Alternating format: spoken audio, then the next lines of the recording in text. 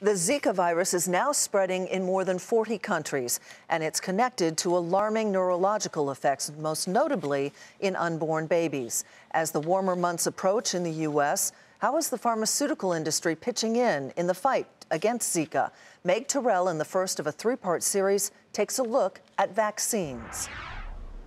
Dr. Gary Nabel has a lot of experience when it comes to vaccine development. From my past experience in vaccines, what I learned was that you really need to be way ahead of the curve. Nabel is Chief Scientific Officer of French pharmaceutical giant Sanofi, and he spent more than a decade leading the National Institutes of Health's Vaccine Research Center. What causes you to kind of pull the trigger and really launch a vaccine program is when you see that there are serious public health effects. The Zika virus qualifies. It's spreading actively via mosquitoes through Central and South America, as well as the Caribbean.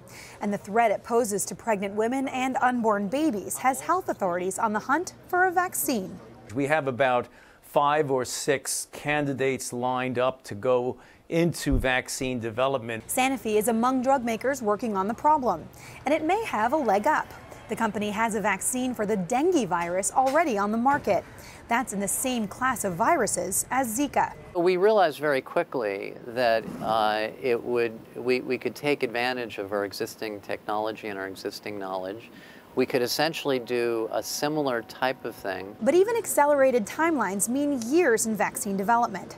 Dr. Anthony Fauci, director of the National Institute of Allergy and Infectious Diseases, says the most advanced Zika vaccine candidate is likely to enter human testing this year.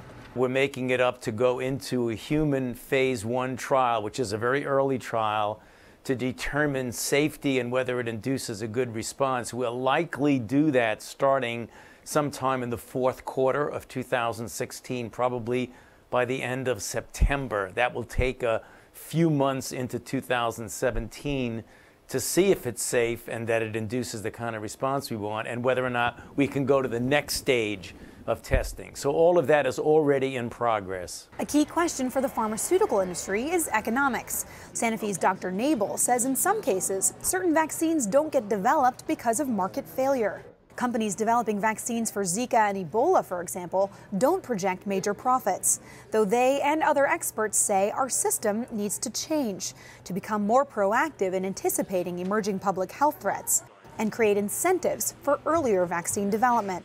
For Nightly Business Report, I'm Meg Tirrell.